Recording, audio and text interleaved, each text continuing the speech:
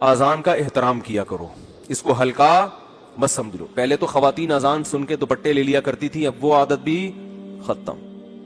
کتنا اچھا لگتا تھا بچپن میں، جیسے اذان ہوتی تھی سب عورتیں اپنے تھوڑی دیر کے لیے سب نیک بن جاتی تھی، چلو یار ٹھیک ہے نا.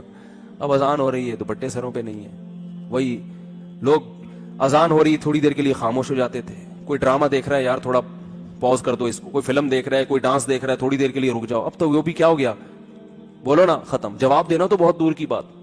تو اس کا احترام کرو بھائی، یہ اللہ کی ندا ہے، سن لو غور سے.